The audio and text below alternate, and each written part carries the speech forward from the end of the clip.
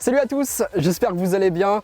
Vous me l'avez beaucoup demandé, j'ai bien pris mon temps pour voler avec. Donc aujourd'hui, ça y est, c'est l'heure de mon bon gros test pour vous dire tout ce que je pense de ce nouveau Mavic Air 2 de DJI. Comme d'habitude, vous allez voir qu'il y a quelques petits trucs qui sont pas parfaits, qui auraient pu être améliorés dessus. Mais beaucoup de reproches que l'on pouvait faire au premier Mavic Air ont été corrigés, améliorés sur cette seconde génération. Et encore une fois, DJI nous a sorti un drone assez incroyable qui, à ce prix-là, n'a absolument aucun concurrent sérieux sur le marché. Donc si vous voulez l'acheter, comme d'habitude, vous trouverez des liens en description de vidéo. Ce Mavic Air 2, c'est donc le milieu de gamme chez DJI pour 2020. Il est meilleur que le Mavic Mini qui est lui l'entrée de gamme, que j'ai aussi testé sur la chaîne et qui est destiné aux amateurs, à ceux qui volent occasionnellement et sans grande prétention, juste pour le plaisir de se rapporter de belles images faites depuis les airs. Donc ce Mavic Air 2, il est largement meilleur, vous allez le voir. Mais il reste quand même un petit peu moins bon que le meilleur drone de DJI au moment où je fais cette vidéo, le Mavic 2 Pro, qui est aussi plus cher, bien évidemment. Tout au long de ce test, j'aurai l'occasion de vous expliquer toutes les différences, les subtilités qu'il y a entre les différents modèles qui composent aujourd'hui la gamme. Mais avant qu'on voit tout ça en détail ensemble, quelques images faites avec ce Mavic Air 2.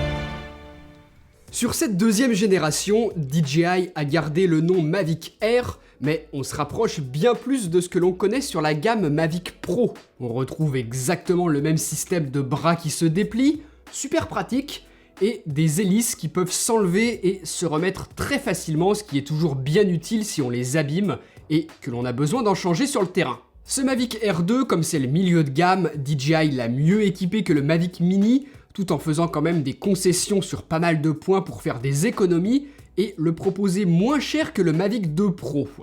Il sera aussi moins encombrant, un petit peu plus léger, mais forcément plus limité sur beaucoup de points, même si DJI en profite pour apporter des nouveautés qu'on n'avait pas encore sur la gamme Mavic. Nouveau capteur sur ce Mavic Air 2.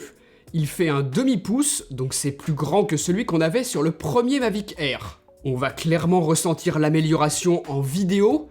Par contre, en photo, je suis un petit peu plus réservé, vous le verrez. Mais en tout cas, tout ça nous apporte la nouveauté la plus importante sur la fiche de spec. On peut à présent filmer jusqu'en 4K Ultra HD à 60 images par seconde et en Full HD à 240 images par seconde. Le débit vidéo est encore meilleur. DJI nous offre du 120 mégabits par seconde et on peut utiliser le codec H265 si on le souhaite, dans le but de sortir la meilleure qualité d'image tout en ayant des fichiers avec un poids raisonnable. Donc parfait tout ça. Filmer à 60 images par seconde, c'est intéressant si vous filmez du sport, de l'action, des mouvements rapides, pour ensuite, pourquoi pas, diffuser en 60 images par seconde et avoir cette fluidité dans tous les mouvements. Mais moi je vais surtout m'en servir pour pouvoir ralentir jusqu'à 2 fois mes images dans mes vidéos à 25 images par seconde, le tout en restant en 4K. Par contre, forcément, le débit que l'on a lorsqu'on filme à 60 images par seconde, il est inférieur à celui que l'on a lorsqu'on filme à 24, 25, 30 images par seconde. Donc il ne faut pas constamment filmer à 60 images par seconde, on n'aura pas la meilleure qualité vidéo. Il faut juste être en 60 images par seconde lorsqu'on sait qu'on va diffuser en 60 images par seconde, ou alors que l'on sait qu'on va en avoir besoin en post-production pour faire des ralentis x2 sur nos images. Par exemple, si vous faites uniquement de la vidéo de paysage pendant vos vacances, vos randonnées, ce genre de choses, honnêtement, les 60 images par seconde n'apportent rien pour ce type de plan. Vous faites des mouvements lents, précis, et l'image sera parfaitement fluide. Vous n'avez pas forcément besoin d'un drone qui est capable de filmer à 60 images par seconde. Toujours dans les nouveautés en vidéo, sur ce Mavic Air 2, DJI a aussi ajouté un mode vidéo HDR. Le but est tout simple, étendre la plage dynamique avec un traitement logiciel de l'image qui tente de récupérer un maximum d'informations dans les zones les plus sombres et celles les plus lumineuses de l'image. Sur le papier, bonne idée. Sauf que dans la réalité, en mettant ce Mavic Air 2 dans une situation compliquée avec de forts contrastes, où le mode HDR aurait tout son intérêt, eh bien il ne fait pas mieux que le mode vidéo classique. Il fait même moins bien en ne récupérant aucune information supplémentaire dans les zones sombres et en surexposant les zones les plus lumineuses de l'image. Pire que ça, dans la plupart des situations, le HDR a tendance à trop saturer les couleurs, certaines comme le bleu en deviennent presque fluorescentes. Bref, je vous conseille pas vraiment de l'utiliser. Parce que le gros point négatif de tout ça, c'est que la 4K à 60 images par seconde n'est pas disponible en mode HDR. Au final, moi, je l'ai quasiment jamais utilisé ce mode HDR. En exposant correctement son image en mode vidéo classique, on a tout de même de très bons résultats. Et en parlant de profil d'image, justement, moi, j'ai filmé toutes mes images avec le profil plat que DJI nous offre sur ce Mavic Air 2, le D-Cine-like. C'est pas du log comme sur les Mavic Pro, hein, c'est bien un profil plat uniquement. Sur un capteur aussi petit avec du 8 bits uniquement pour les couleurs, ce serait pas vraiment pertinent d'avoir du log, et là c'est un bon profil plat que l'on a. Le contraste, la saturation sont diminués, ce qui nous laisse la liberté en post-production d'étalonner nos plans à notre convenance, et ce qui facilite la chose lorsque l'on veut faire matcher des plans pris à différents moments de la journée, dans des lieux différents, avec une balance des blancs différente. Donc franchement, on a une super qualité d'image, de toute façon vous l'avez vu, on a de quoi sortir des images magnifiques avec ce Mavic Air 2, même si je regrette que ce nouveau mode HDR soit plus contraignant que les peu d'avantages qu'il apporte finalement, en nous enlevant la meilleure nouveauté de ce Mavic Air 2, la 4K à 60 images par seconde. Ces contraintes que DJI nous impose sur ce modèle-là en font pour moi un moins bon drone que le Mavic 2 Pro, qui a lui un capteur 2 fois plus gros et qui permet également de filmer en 10 bits dans un profil log cette fois-ci. 8 bits, 10 bits, petite explication toute simple si vous n'êtes pas vraiment familier avec ça. 8 bits, c'est 256 tonalités de couleurs, donc 256 tonalités de bleu, de vert et de rouge, pour un total de 16 millions de couleurs. Et 10 bits, c'est 1024 tonalités de couleurs. Donc ça nous fait plus d'1 milliard de couleurs possibles. Ça change tout lorsque l'on étalonne nos plans. Notamment pour éviter l'effet de banding souvent présent dans le ciel. Et en drone, du ciel, on n'en manque pas. Donc gardez ça en tête si vous êtes à la recherche de la meilleure qualité d'image possible sur un drone. Aujourd'hui, le Mavic 2 Pro garde quand même une bonne avance. En photo, on pourra exploiter les 48 millions de pixels du capteur pour sortir des images avec une très haute définition. Dans les réglages du drone, vous pourrez choisir si vous le souhaitez de shooter en RAW vos photos, ce qu'on n'avait pas sur le Mavic Mini et que je regrettais fortement. Donc voilà, si vous êtes vraiment fan de photos et que vous hésitez peut-être entre ces deux drones, clairement le Mavic Air 2 a un énorme avantage là-dessus. Donc très bien tout ça. Mais j'ai tout de même trouvé qu'en passant en mode 12 millions de pixels, on obtenait de meilleures photos qu'en 48 millions de pixels. La plage dynamique est légèrement meilleure, et le fait de se servir du capteur 48 millions de pixels pour combiner 4 pixels en un et sortir une image de 12 millions de pixels donne également une meilleure impression de piqué dans l'image. Sans trop rentrer dans les détails, sachez que DJI a utilisé le principe Quad Bayer sur ce capteur.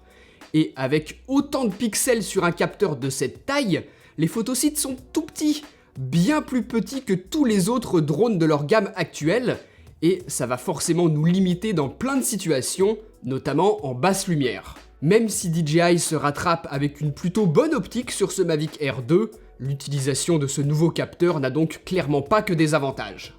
Un peu décevant donc ces 48 millions de pixels qui faisaient très joli sur la fiche de spec et qui nous promettaient plein de belles choses. En vrai, vous l'avez vu, ils apportent rien de réellement utile. Pire que ça, je trouve même que parfois ils font plus de mal que de bien.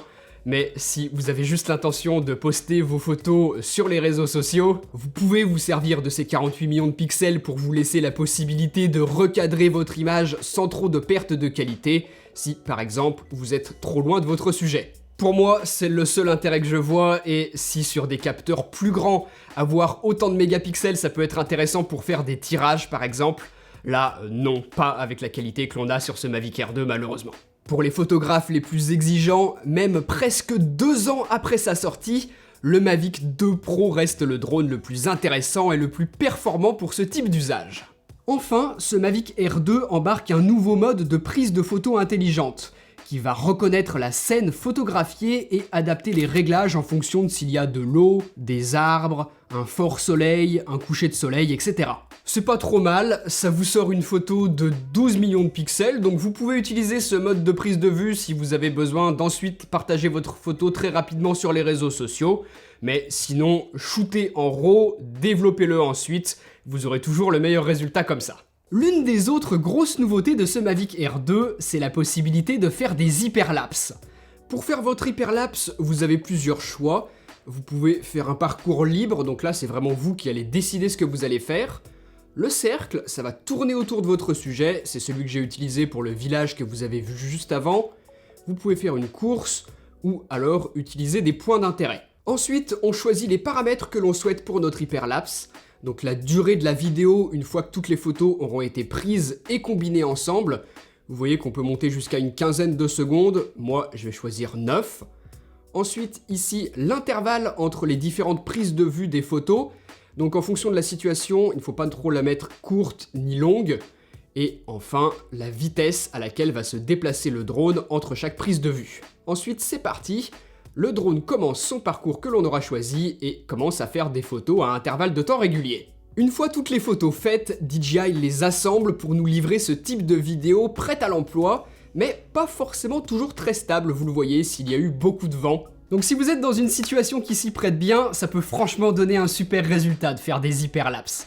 Je regrette juste qu'il n'y ait pas une fonction intermédiaire entre le choix de la Full HD et de la 8K. De la 4K, ça aurait quand même été cool. Pour de la vidéo loisir, la 8K c'est bien gentil, mais ça sert à rien, hein, on va être honnête. La 4K aurait été parfaitement suffisante.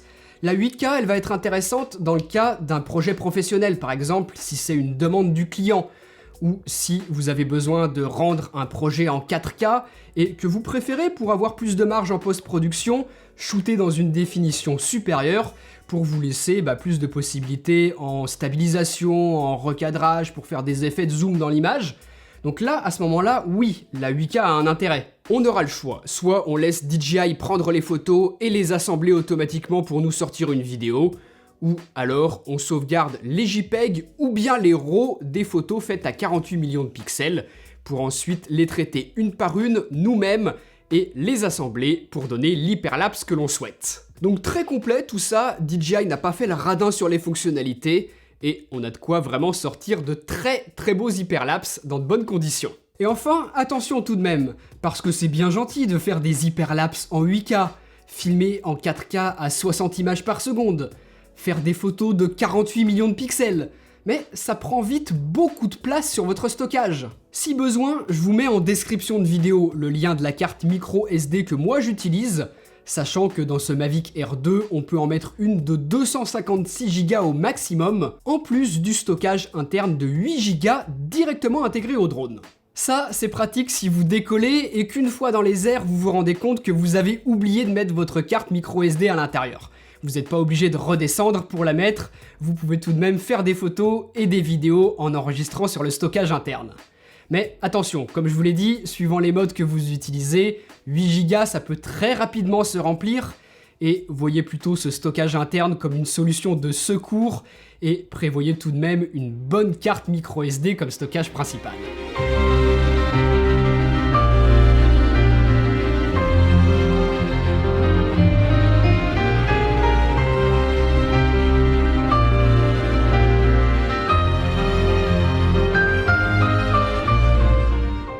Si on est toujours capable de mettre le drone, la radiocommande et des batteries dans la sacoche de transport que vend DJI, ils ont complètement revu le design de ce contrôleur. Il est bien plus imposant que tous ceux qu'on a connus jusqu'à maintenant qui étaient fournis de base sur les Mavic, mais le plus gros changement, c'est que dorénavant, le smartphone se place au-dessus, grâce à ce petit système de fixation qui cache également les antennes à l'intérieur. C'est plutôt bien pensé, je trouve ça pratique, tout comme les câbles pour relier le smartphone, iOS ou Android, qui sont accrochés et qu'on ne risque pas de perdre ou d'oublier. Vu qu'elle est plus grosse, on l'a bien en main cette radiocommande.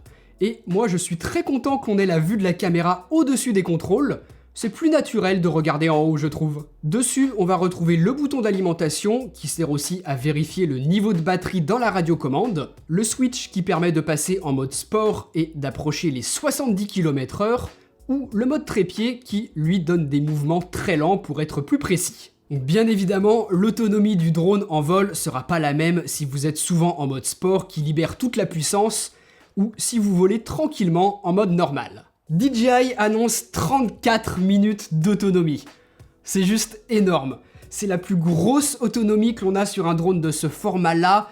Même les drones plus haut de gamme, plus chers, ne tiendront pas aussi longtemps dans les airs. Comme d'habitude, ces 34 minutes annoncées, c'est un chiffre théorique, probablement calculé dans des conditions de vol idéales sans aucun vent, mais dans la pratique, on peut tout de même voler 30 minutes, et c'est parfaitement suffisant. On a le temps de faire chauffer les moteurs, faire son petit repérage, faire une tonne de photos et de vidéos, tout ça avec une seule batterie. Ça peut suffire si vous volez relativement peu dans votre journée, je vous l'ai dit, 30 minutes de vol, mais pour être tranquille, je vous conseille quand même d'en acheter une seconde, surtout si vous voulez utiliser la fonction hyperlapse, puisque ça fume quasiment une batterie. Vous avez un petit peu plus de marge pour faire quelques photos et vidéos sur le trajet de l'aller et du retour à partir du point où vous voulez faire votre hyperlapse.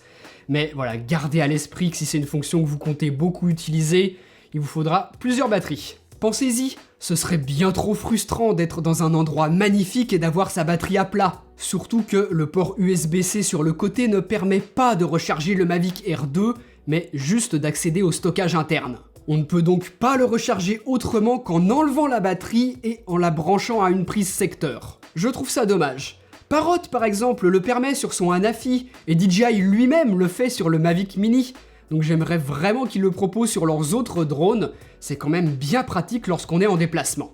Par contre, cette radiocommande, elle se recharge en USB type C, et je trouve que ça valait le coup de faire cette radiocommande plus grosse, là l'autonomie est vraiment super. J'ai pas fait précisément le calcul, mais tout ce que je peux vous dire, c'est qu'en ayant chargé pleinement la radiocommande, j'ai fait 4 batteries du Mavic Air 2 tout en rechargeant mon smartphone branché à la radiocommande. C'est génial, ça fait 4 heures de vol, c'est plus que ce qu'on en fait en une journée, donc voilà, vous serez vraiment tranquille, même si vous partez un week-end, à mon avis, vous n'aurez pas besoin de la recharger. Tout à gauche de cette radiocommande, on a le bouton Return to Home, pour faire revenir automatiquement le drone à son point de décollage, ou alors à votre position GPS actuelle. Ça, c'est bien pratique si vous ne savez plus trop dans quelle direction vous êtes, ou alors si vous avez perdu la connexion vidéo à cause d'interférences. On retrouve aussi 2 raccourcis de menu en haut de chaque côté, et enfin, au dos de cette radiocommande, la molette pour gérer l'inclinaison de la nacelle, et le raccourci pour déclencher la prise de vue photo ou vidéo. Donc très bien tout ça, mais le plus important dans cette nouvelle radiocommande, c'est le nouveau système de transmission de vidéo, puisque c'était le plus gros reproche que je faisais au premier Mavic Air. Son retour vidéo se faisait via une liaison Wi-Fi entre le drone et la radiocommande pour être ensuite affiché sur le smartphone. Je vous l'ai toujours dit dans mes tests de drones qui utilisaient ce système de liaison Wi-Fi, j'ai jamais aimé ça.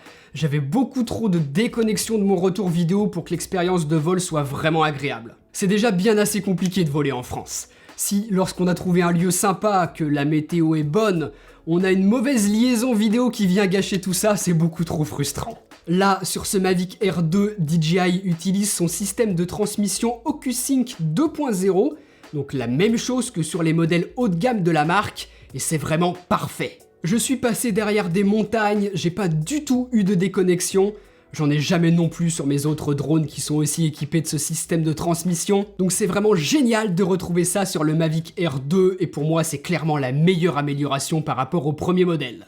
Vu qu'on va me poser la question, ce nouveau système de transmission il permet de voler jusqu'à 10 km.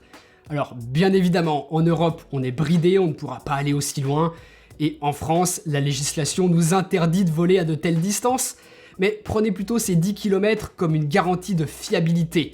Si la liaison peut tenir cette distance, vous imaginez bien qu'à 1 km ou bien moins, la liaison est excellente. Et d'ailleurs, vu qu'il utilise la liaison OcuSync 2.0, ça permet de se servir du Smart Controller avec ce Mavic Air 2. Moi, je l'adore, ça me simplifie tellement la vie. Je vous avais fait un test complet en vidéo sur la chaîne YouTube que vous pouvez aller voir si vous voulez toutes les infos dessus. mais je vais clairement en profiter pour voler avec. Après attention, un smart controller ça coûte 650 €, donc ça va être intéressant à utiliser pour ceux qui l'avaient déjà acheté avec le Mavic 2 Pro et qui vont aussi s'équiper de ce Mavic Air 2 comme drone secondaire pour des prestations. Je vous conseille évidemment pas d'acheter ce smart controller si le Mavic Air 2 est votre seul drone.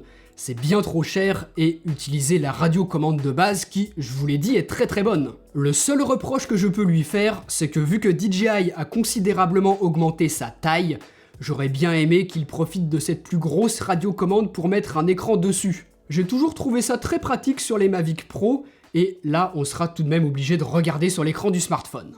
D'ailleurs, l'application que l'on doit utiliser pour contrôler le Mavic Air 2, ce n'est plus DJI Go 4, mais la nouvelle application DJI Fly, la même que celle pour contrôler le Mavic Mini. Pour moi, c'est clairement la plus grosse déception que j'ai avec ce drone. L'application est hyper simplifiée, et si on a évidemment accès à toutes les indications de vol, la batterie, l'altitude, la vitesse, et les réglages ISO et vitesse d'obturation pour exposer correctement notre image, ça manque tout de même cruellement de fonctions avancées comme on trouvait sur DJI Go 4 auparavant. Rassurez-vous tout de même, on peut activer la grille pour faciliter la composition, l'histogramme et les zébras pour exposer correctement notre image, mais c'est à peu près tout, et je trouve que c'est insuffisant lorsque l'on veut faire les plus belles images possibles. L'application DJI Go 4 nous permettait de paramétrer la vitesse à laquelle monte et descend la nacelle, ce qui était bien pratique pour faire des mouvements très fluides avec le gimbal. On pouvait aussi paramétrer précisément la réactivité des moteurs lorsque l'on actionne les joysticks. Et enfin, très important,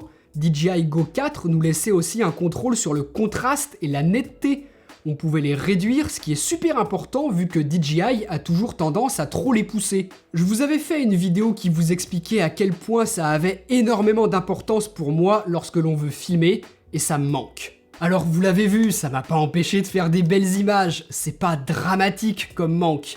Mais si je le comprenais sur le Mavic Mini qui est un drone surtout destiné aux débutants, aux gens qui veulent pas trop se prendre la tête avec tout ça, bah sur un drone aussi génial que ce Mavic Air 2, je trouve ça vraiment dommage, c'est pas cool DJI. C'est du logiciel tout ça, ça leur coûterait vraiment pas plus cher de nous donner accès à tous ces paramètres là comme sur les Mavic Pro, mais non. Ça doit être aussi pour nous donner envie de passer sur les drones les plus chers. Je me fais pas d'illusions. Pour les modes de prise de vue automatique que DJI appelle QuickShot, on en a encore plein cette année. Vous voyez ici l'exemple du Drony. On a également la spirale qui va tourner autour du sujet. C'est des mouvements de caméra qui peuvent être assez difficiles à réaliser soi-même tout seul lorsqu'on a peu d'expérience de pilotage. Là, ils se font automatiquement.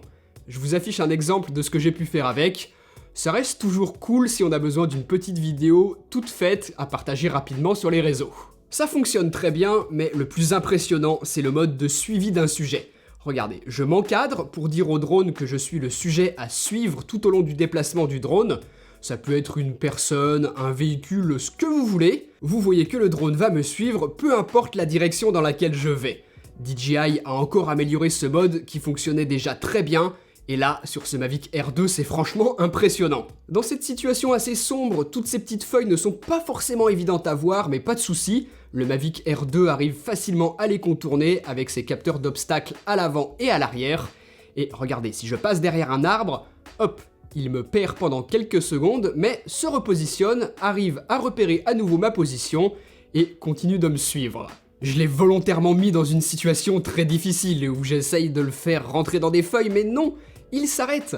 Les détecteurs d'obstacles s'en rendent compte. Donc franchement, ce mode de suivi est très impressionnant et on peut compter dessus. Par contre, je regrette quand même que l'on n'ait pas de détecteur d'obstacles sur les côtés ni au-dessus, comme on trouve sur les nouveaux Mavic Pro. Si lorsque l'on suit un sujet de face ou bien de dos, ça fonctionne très bien, je déconseille quand même de faire un suivi latéral sans avoir la sécurité qu'offrent ces capteurs de côté. Lorsque l'on utilise notamment le mode automatique qui fait un cercle autour d'un sujet, les détecteurs d'obstacles latéraux peuvent être très utiles. Là, on n'en a pas et il faudra vraiment être vigilant ou alors l'utiliser dans une zone parfaitement dégagée. Par contre, DJI nous a ajouté la lumière sur le dessous qui permet d'assister l'atterrissage en faible luminosité. Donc c'est toujours ça de prix, mais on reste quand même bien moins sécurisé que sur la gamme Pro qui a des détecteurs d'obstacles dans tous les sens. Pensez-y, suivant ce que vous avez l'intention de faire avec les modes automatiques. Et enfin, autre détail très important sur ces modes automatiques, ils ne fonctionnent pas en 4K à 60 images par seconde. Et ça, c'est vraiment décevant, je trouve. Pour du sport où c'est intéressant de filmer à 60 images par seconde, et où c'est toujours cool d'avoir le drone qui nous suit automatiquement, il faudra faire un choix, ce sera soit l'un soit l'autre. En vélo, en ski, pour tous les sports sur l'eau, ça aurait été super, mais non.